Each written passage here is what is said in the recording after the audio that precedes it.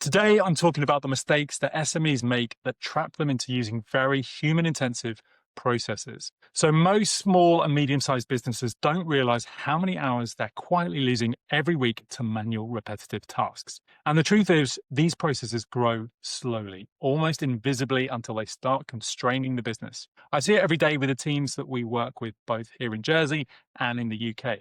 So, today I want to talk through biggest mistakes that SMEs make and what you can do instead. Mistake number one, treating it's the way we've always done it as a strategy. I can't tell you how many times I've asked a business, why do you do that way?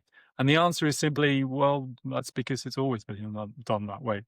The danger here is that legacy becomes a bottleneck. When processes are built around institutional memory instead of intentional design, they start draining time and morale. Modern workflows don't have to be complicated, but they do have to be deliberate. And the moment you question an old habit, you usually find clarity on a better one.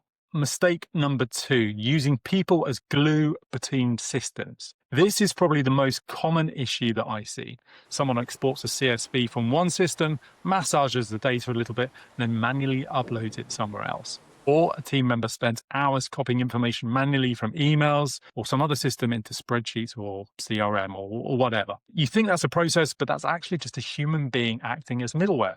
And not only is it slow, it's also where the majority of errors creep in. With AI and low-code tools like Microsoft Power Automate, there's absolutely no reason for routine data movement to depend on people. Your team should be focused on work that actually requires human judgment instead of acting as a bridge between two bits of software. Mistake number three, thinking automation must replace people. This is a fear I hear a lot. If we automate this, what happens to the team? Well, automation does not have to mean replacing people.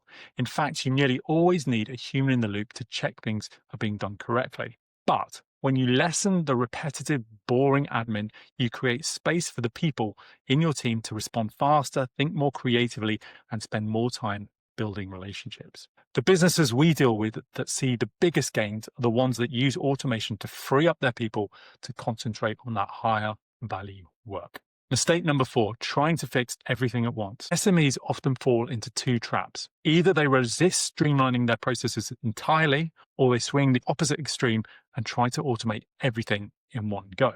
The reality is that automation works best when you start small and you pick one painful process that everyone hates and has the real potential for streamlining. It could revolve around invoicing, onboarding, reporting, whatever impacts morale and keeps the team up at night. Then just work on that one problem. Once you see the impact of resolving that one problem, momentum builds. The team understands what is achievable and starts spotting new opportunities in different places. Mistake number five, not measuring the cost of manual work. A lot of businesses don't quantify the cost of inefficiency.